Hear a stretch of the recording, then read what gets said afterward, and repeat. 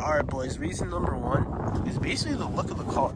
Like, you can get E90s that are not clapped out. You can get E92s that are not clapped out, unclap them if they are clapped, but basically is the look. Like, this car, even though this car is a 2009, it still looks modern. Like, it doesn't look like an old piece of shit. This car, like, cosmetic wise, what I personally am going to do to make this car a little bit better, gonna fully tint out the front windows. It's like 35% front windshield tint. I'm basically gonna murder the car out. I like my rims, and then I got cap spin. That's tough. Basically, I'm gonna murder the car out. I'm gonna get a spoiler as well. As you guys know, you guys don't know this, but I just got an exhaust put on, so the car is pretty loud, decently loud.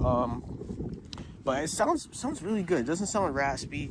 The only thing cosmetically is bad about this car is this, and I didn't do that. The person before me did that. So I don't know, man. But besides that, the car looks so fucking clean. There's no rust. But yeah, man. That's reason number one. Reason number two is going to be like the power. So, stock turbo, these cars make right around full bolts on stock turbos, stage 2 plus tune. You can even get custom stock turbo tunes, but I mean, you're not gonna get too much more power out of it. But yeah, they can make around like wheel horsepower, probably around like 400 on 93. You can get like 400 wheel horsepower on a 93 tune. And then if you want to spice things up, you can get an E85 tune, and then you can probably push around like 450. And then if you get full bolts on relocated inlets, you gotta move all this and then move it over there. But if you get that, you'll be pushing around like 470 wheel, high 400s. I'd say probably like 460 wheel. If you go a V5 E40 tune, that is the most aggressive MHD off the shelf tune. I can't wait to try. I heard so many good things about the tune. It's the best stock turbo MHD tune. So basically, all you gotta do is really just upgrade your low pressure fuel pump to a Walboro 450. I think it's like $200-300. Put that in, and then you're good to go to run E. That's literally like the power and then the mods that come with this car is insane. And then if you want more horsepower and you're on a budget, you can get 19T turbos. That's what this car is set up on right now. Currently it's on 19Ts. Like, you can't even tell that this car has upgraded turbos. Like, it's insane. It's a sleeper too, because people are starting to wake up about these cars. Like, there's a lot of people starting to realize like the power that these cars can make. But there's a downside. The maintenance on these cars is insane. Like, when I got my car, the reason I have not made a lot of videos because I have so many, like, not issues, but it's just one thing after another. Alternator was bad. The injectors weren't, of course, so I had to get the injectors replaced. We all know, if you guys know anything about the 35s or anything, they're not cheap. like they're like $3,000 for a set of 6. So they're not cheap whatsoever. That's a really, like, one of the downsides about these cars, because the maintenance, the valve covers can go, high pressure fuel pump can go, the injectors can go. There's just so much stuff that can go. Boost leaks. I have a boost leak right now, but it's my boost solenoid. So I just ordered them, so I'm gonna get those changed. I'm gonna change them, and then. But yeah, but basically that's really, there's a couple downsides about this car, but if you know if you're like mechanically inclined, it's a lot easier, because it'll save you a lot of money, because you don't have to send it to like a mechanic every single fucking day. You don't have to fucking worry about like it breaking down. You know what's wrong with the car, you know what to do with the car.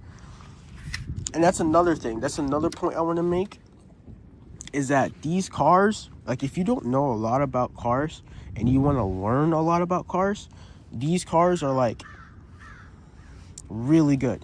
I would say start out with a starter car. If you love BMW, get like a 328 and then go to these cars. Because if you want to learn a lot about cars, it kind of forces you to do research, do the maintenance on these cars, know what goes wrong.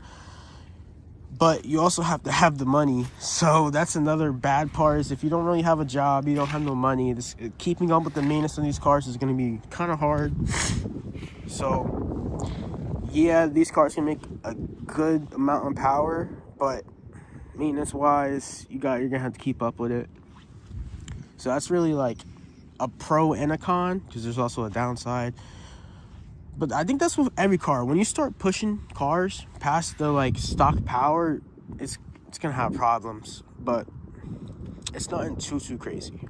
So that's reason number 2. I know it's a long reason, but that's reason number 2. So I was getting into reason number 3.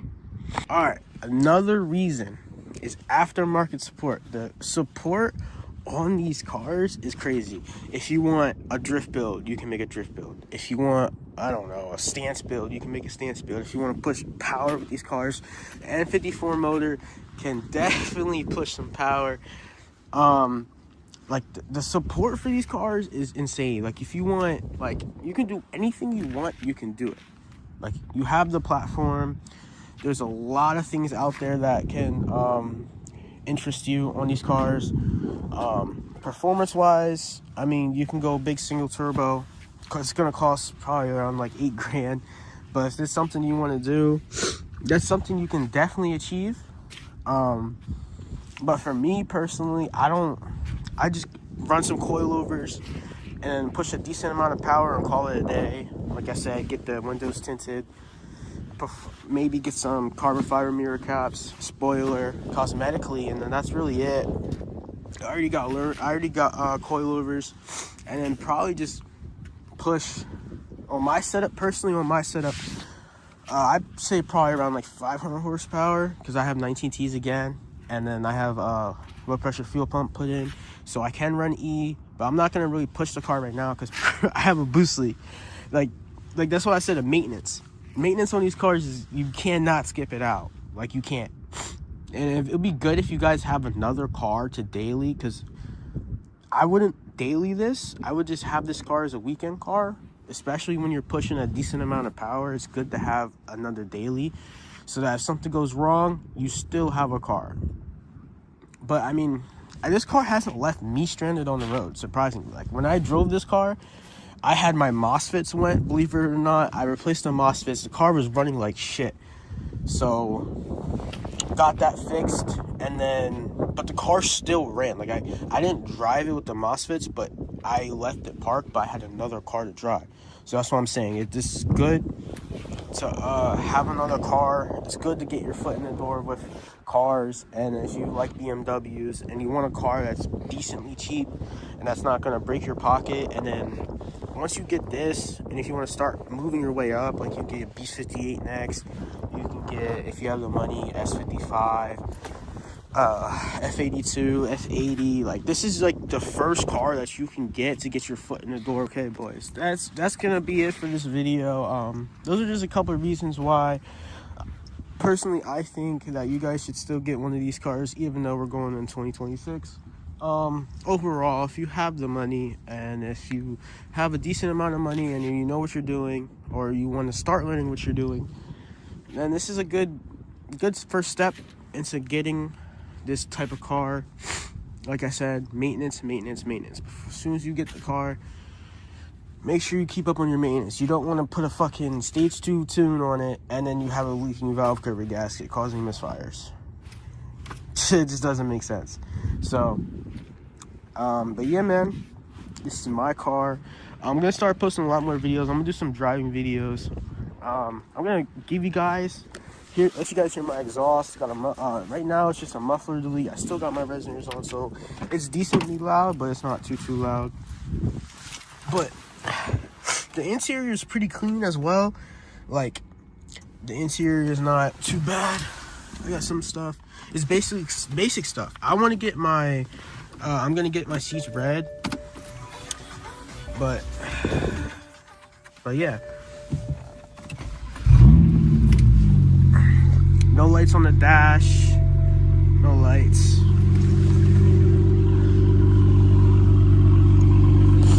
No turbo problems. No turbos. My turbos are good. The car sounds pretty good.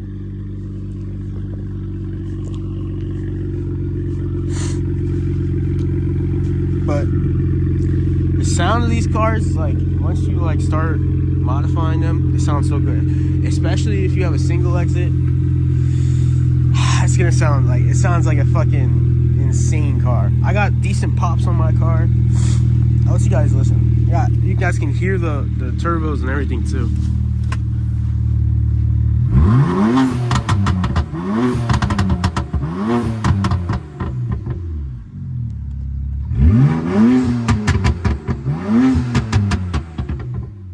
Sounds good, man.